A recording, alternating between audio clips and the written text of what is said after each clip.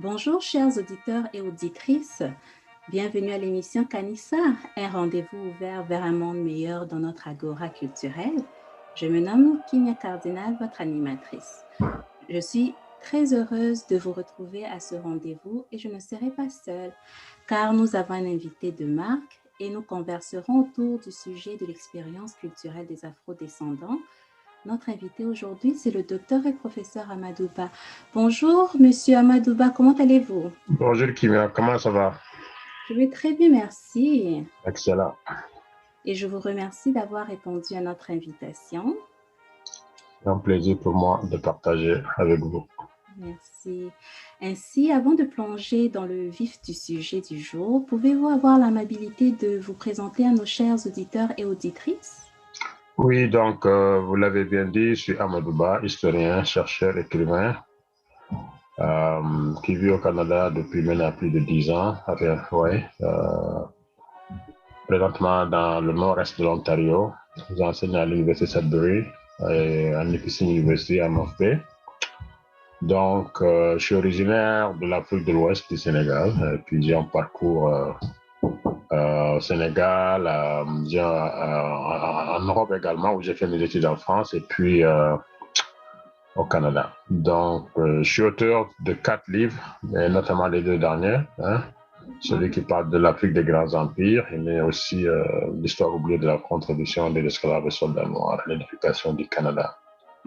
En gros, c'est ça. Parfait, merci beaucoup.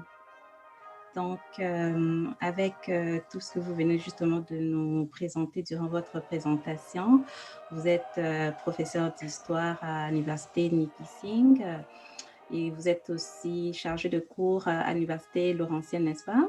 Oui, à l'Université Laurentienne, au département de sciences politiques et à l'école des sciences de l'éducation, c'est pour former les enseignants.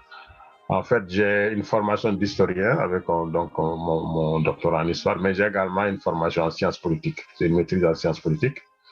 Et puis, j'ai un baccalauréat en enseignement. Donc, ce qui fait que je suis présent sur les 3 domaines. Ouais. C'est très bien. Donc, ainsi, j'aimerais bien savoir que représente pour vous l'histoire africaine et celle des Afro-descendants dans le monde? Alors, l'histoire africaine et celle des Afro-descendants. D'abord, l'histoire africaine aujourd'hui, en 2021, représente quelque chose à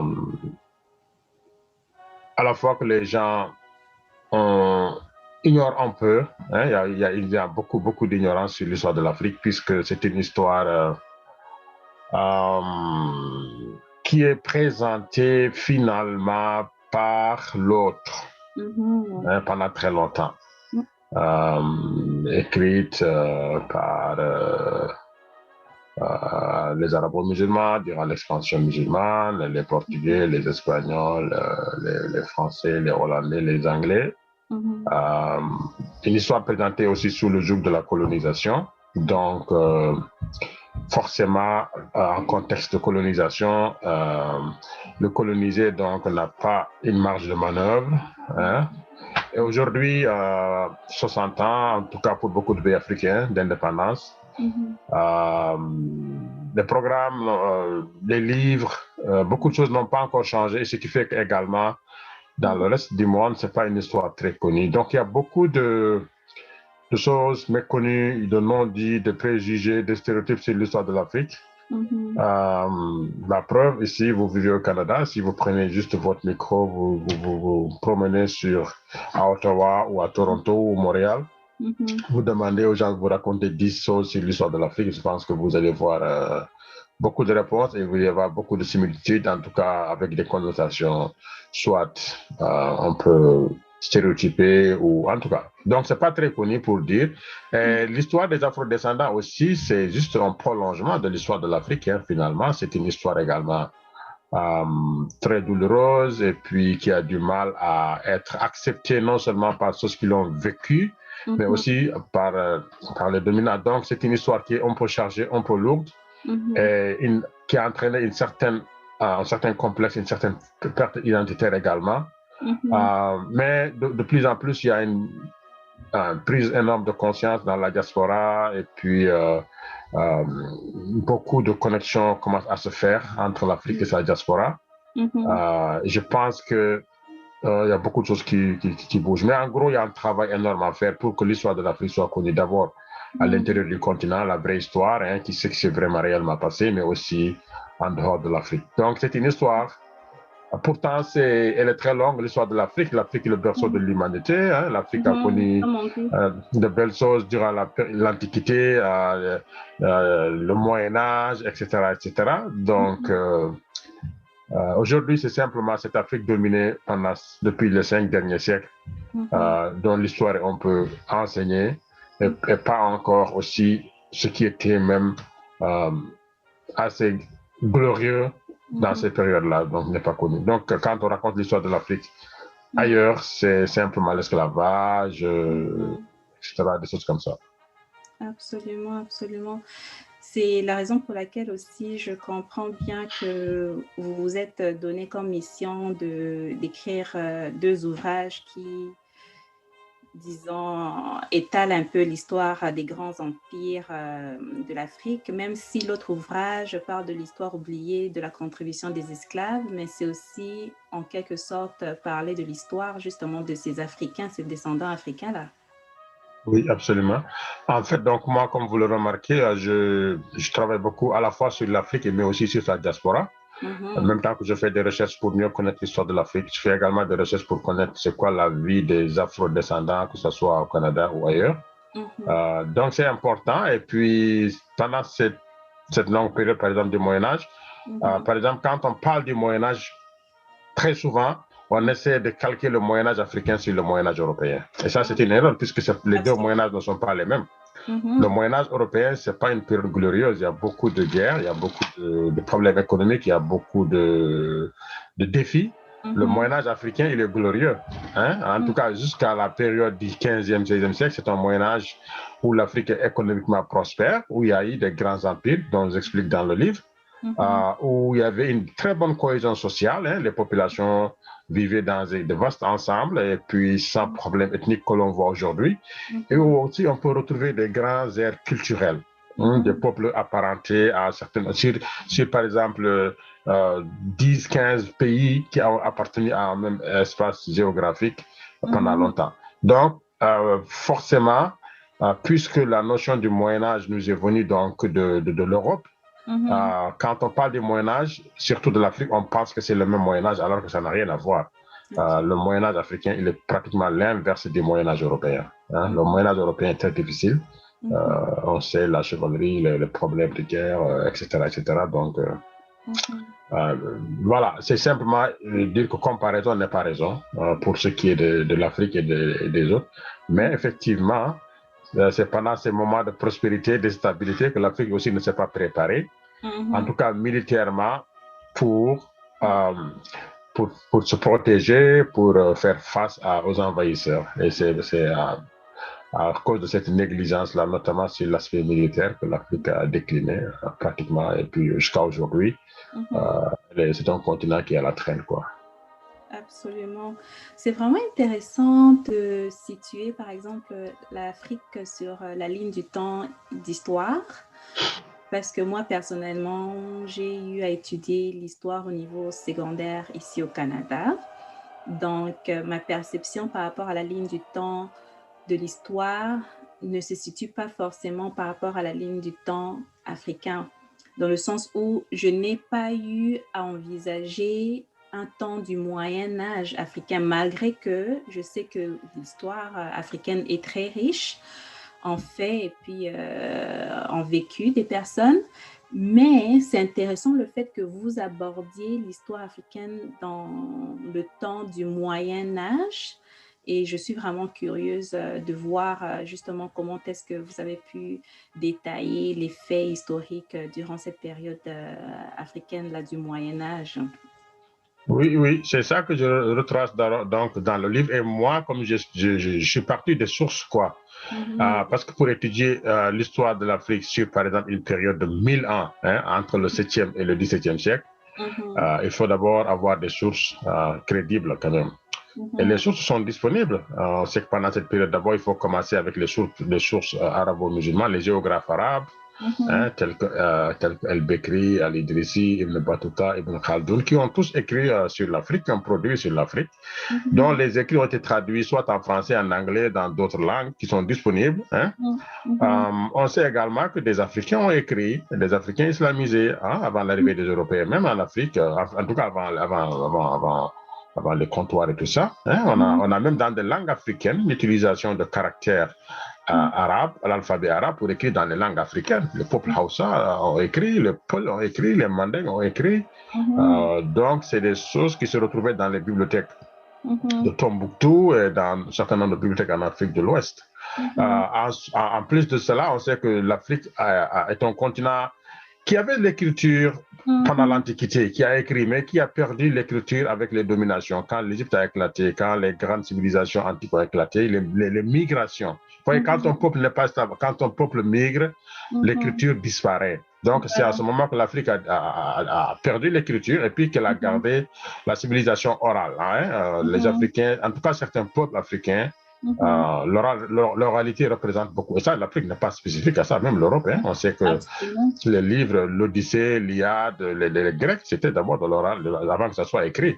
Donc, par exemple, quand je parle de l'Empire du Mali, je parle par exemple de l'épopée de Sundiata, de Djibril Tamsir-Niane, d'ailleurs qui est décédé récemment, paix à son âme, qui a retracé l'histoire de l'Empire du Mali et de Sundiata depuis 1235 jusqu'à la fin, comme en s'appuyant sur la tradition orale. Donc, vous voyez, et la tradition orale en Afrique de l'Ouest, ce sont les griots, mais aussi c'est tout ce qui est dans les chansons, dans tout, hein, finalement.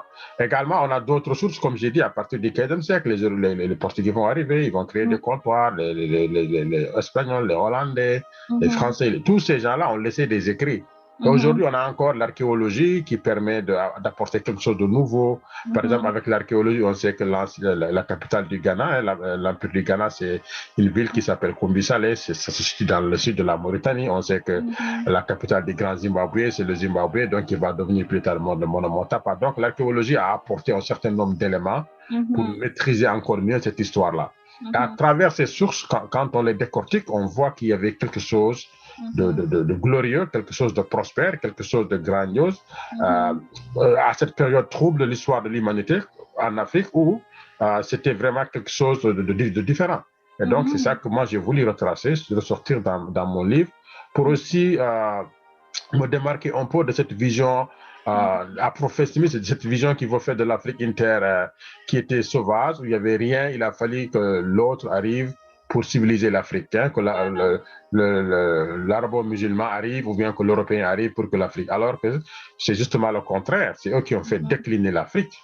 C'est eux qui ont mis fin à cette évolution du continent. S'il n'y avait pas cette arrivée étrangère, il y aurait une Afrique africaine avec des grandes civilisations, avec des langues africaines, qu'on pourrait comparer à ce qui s'est passé en Asie. Donc, voilà. Donc, c'est ça, en fait. Il faut comprendre dans cette histoire de l'Afrique. Ce qu'on voit aujourd'hui, c'est le fruit d'une domination. Et l'Africain a été façonné différemment aussi. Absolument. C'est intéressant que vous puissiez dire, en effet, qu'avec l'arrivée des Occidentaux, disons, il y a eu un arrêt sur l'évolution du continent africain ou l'évolution sur l'innovation des peuples africains. Et nous ne devons pas justement concevoir comme si les Africains étaient vraiment campés dans une vie absolument sauvage. Et ça a eu justement une lumière avec la rencontre des Occidentaux. Ce n'est pas du tout le cas. Ouais, donc c'est comme j'ai dit justement, il faut vraiment revisiter cette histoire-là pour comprendre effectivement c'est quoi. Moi, j'enseigne un cours, par exemple, à Nipissing, sur l'Afrique précoloniale, et puis j'aborde cette question des grands empires. Mes étudiants, ils sont totalement surpris de voir que c'était ça l'Afrique avant. Tout comme moi. Oui, donc... mais aujourd'hui, c'est eux qui me font de très bons projets de recherche, des rapports de lecture sur Sundiata Keita, Kanka Moussa, Idriss Aloma, comme les grands empires d'Afrique. Donc, voilà, c'est intéressant que les gens comprennent aussi que c'était quoi l'Afrique avant le déclin. Absolument, avant le déclin.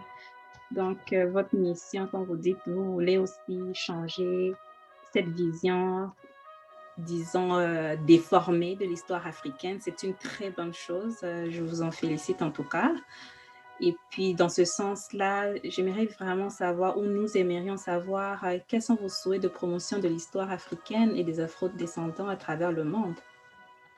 Alors, nous, en fait, ce qu'on essaie de faire simplement en tant que chercheur, en tant qu'historien, en tant qu'Africains d'origine qui avons décidé également de vivre dans d'autres pays non africains, c'est d'abord de faire comprendre qu'il y a beaucoup de choses qui se sont passées et essayer de changer un peu, comme on appelle ça, les imaginaires qui sont têtus. Hein? C'est vrai que ça fait partie de l'histoire de l'Afrique. Hein? On ne peut pas enlever l'expansion musulmane, la christianisation, la colonisation, toutes ces choses-là, ça fait partie de l'histoire de l'Afrique. Hein? C'est également, il y a beaucoup d'États qui sont constitués en Afrique, notamment en Afrique du Sahel et de la savane, en s'appuyant sur la religion et des États très forts qui ont existé. Pareil également pour l'Afrique chrétienne. Mais cela n'empêche que ça a changé le cours de l'histoire. Et on ne peut pas refaire l'histoire malheureusement. Mais ce qui est sûr, c'est que si on prend l'Afrique, par exemple, avant le XVIe siècle, le XVIIe, démographiquement déjà, elle avait le même niveau de démographie que la Chine. Hein?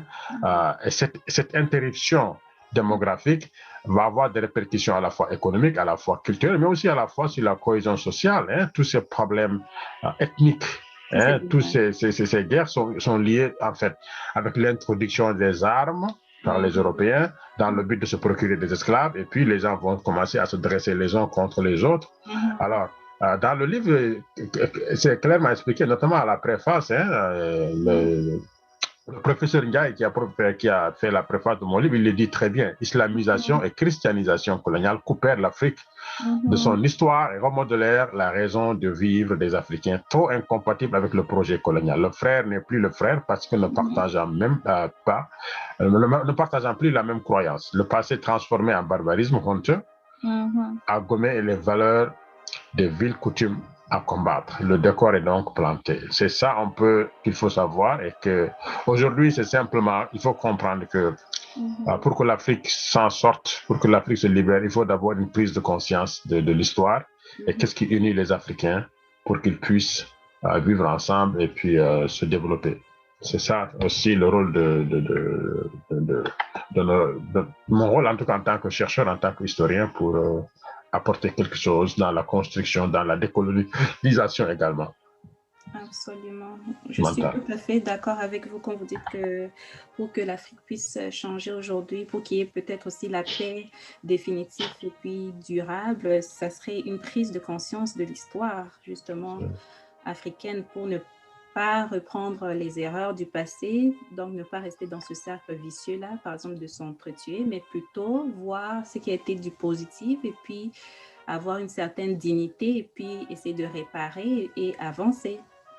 Oui, surtout quand on parle des erreurs du passé, aujourd'hui, on voit que nos dirigeants répètent les mêmes erreurs.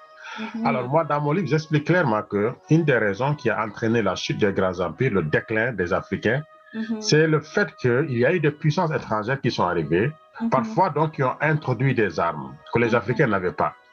Et les dirigeants, les rois, les empereurs africains, certains, la plupart, pour consolider en tout cas leur pouvoir, pour rester longtemps, ont noué des alliances avec l'extérieur. Ou bien d'autres qui voulaient prendre le pouvoir ont noué des alliances avec les Portugais.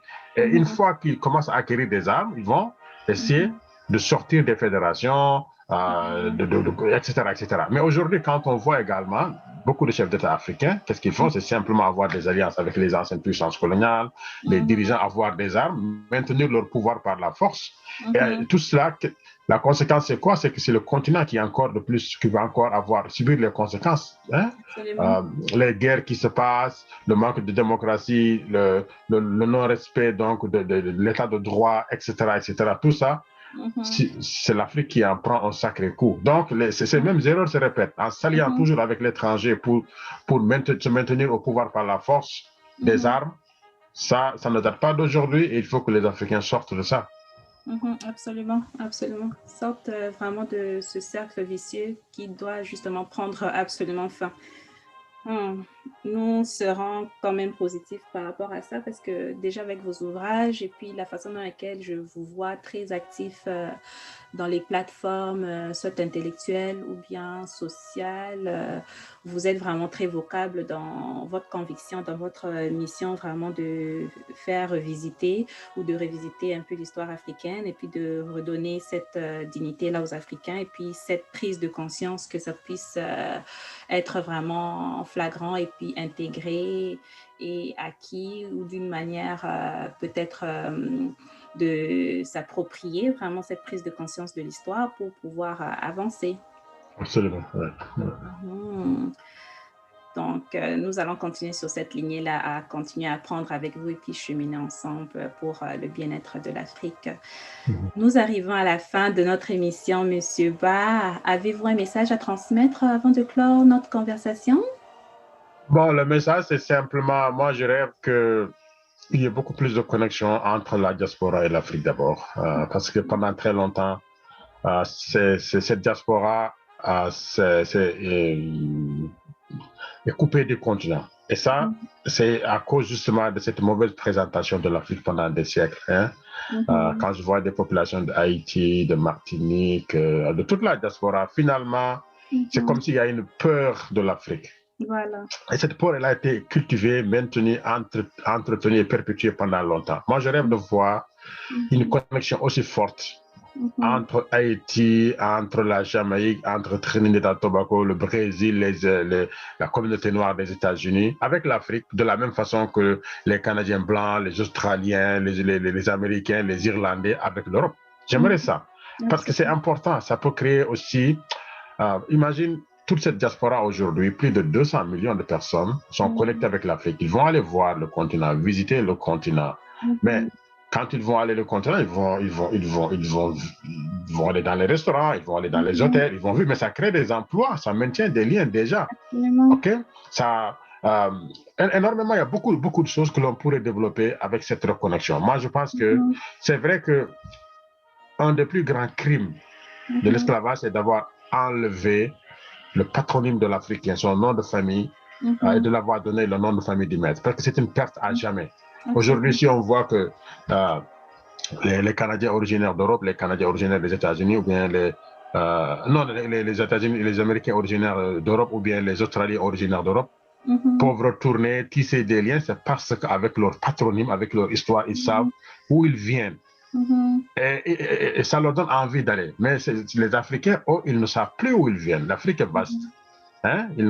Donc, aujourd'hui, c'est vrai qu'on peut faire des tests ADN, ça peut régler l'affaire. Et je conseille vivement à ses descendants de faire des tests ADN et de créer des connexions. Moi, j'aimerais vraiment qu'il y ait une connexion beaucoup plus solide, beaucoup plus forte avec l'Afrique. Ça, c'est une des choses. La deuxième chose, une fois de plus, c'est de replonger dans cette histoire-là. Parce que l'histoire, malheureusement, il y a beaucoup de gens, ils pensent que c'est du passé, c'est fini. Non, l'histoire, elle est en nous. Elle sera là demain. L'histoire, c'est un passé contemporain. Il est là. L'histoire nous permet de comprendre qu'est-ce qui était arrivé hier, nous permet aussi de savoir comment se comporter aujourd'hui, qu'est-ce que nous vivons aujourd'hui et comment se projeter demain pour éviter d'avoir les mêmes difficultés. Donc, je pense que c'est une discipline qu'on doit prendre au sérieux et puis surtout intensifier la recherche sur cette histoire de l'Afrique, lire, avoir beaucoup vraiment d'informations et de connaissances. Ça, c'est important. Une prise de conscience de l'histoire africaine très longue, hein, depuis l'Antiquité, le Moyen-Âge, etc. Ça, c'est la deuxième chose. La troisième chose également, ce que je voudrais, c'est aussi que la diaspora africaine ne se trompe pas. Parfois, on l'a toujours présentée comme une diaspora qui ne peut pas s'intégrer, s'adapter dans les pays d'accueil. Moi, je suis très surpris de voir des Africains qui vivent au Canada, aux États-Unis, qui continuent toujours à se définir comme Africains et ne jamais se définir comme Canadiens, comme Américains ou comme Australiens, je ne sais pas quoi. Alors que les Européens, quand ils arrivent au bout de 10 ans, 20 ans, ils sont Canadiens, ils sont Américains. Alors, on peut être Africain d'origine et Canadien aussi. Être Canadien, être Américain, c'est ton projet de vie, c'est vivre dans un pays, c'est sentir ce pays, c'est être présent, etc., etc. Ce n'est pas comme j'ai l'habitude de le dire, une affaire de patronyme, ce n'est pas une affaire de couleur de peau, ce n'est pas la couleur des yeux ni la longueur des cheveux. C'est un projet de vie. Donc aussi également, ces Africains aussi s'approprient leur identité qui s'additionnent, parce que les identités quand même sont multiples. Donc, être Canadien n'empêche jamais d'être Africain également. Donc, ça c'est le troisième message. Vivre son africanité tout en vivant aussi ce que dans les pays, nous sommes respectant aussi ces pays-là et apportant sa part de contribution pour ces pays-là. On ne peut pas vivre dans un pays simplement en s'excluant, en disant je suis africain. Non, je suis Canadien aussi. Et je dois tout faire pour que le Canada soit encore le pays le plus fort. Je dois apporter ma contribution. Je ne dois pas laisser seulement à la communauté canadienne blanche, par exemple. Ça, c'est le fruit d'une domination. Voilà. C'est eux qui doivent contribuer, c'est eux qui doivent orienter la grandeur du pays. Non, c'est complémentaire. C'est tout le monde qui doit se mettre à la tâche. Et surtout aujourd'hui, on voit que la population grandit. Bientôt, ce sera 2 millions, peut-être même plus. C'est des populations. L'immigration, ça se renouvelle. Donc, il faut aller avec ça et changer un peu. Moi, je pense qu'on n'a pas une seule identité. On a des identités qui s'additionnent. Et c'est ça qui fait notre personnalité après. C'est ça que j'aimerais juste lancer comme 3 messages à nos auditeurs là, qui sont soit africains, soit de la diaspora. Très beau message, merci Monsieur Va. Et je vous remercie aussi pour votre partage de connaissances au sujet de l'expérience culturelle des Afro-descendants et même, disons, des Africains, notamment par l'histoire africaine, dont nous en bénéficierons tous et nous souhaiterons encore plus de succès dans vos projets. C'est moi qui vous remercie de m'avoir l'opportunité de partager et puis je te souhaite bonne continuation puisque c'est un travail important aussi que vous faites. Ça rentre dans le domaine de la sensibilisation, de la diffusion de l'information. Il faut continuer ce travail-là, il est très important. Merci beaucoup. Merci à vous. Ainsi donc, chers auditeurs et auditrices, nous sommes arrivés à la fin de notre émission et on se donne un prochain rendez-vous de Kanissa sur Kimia TV. En attendant, nous vous souhaitons de la santé, la paix en tout temps, amour, bolingo, love.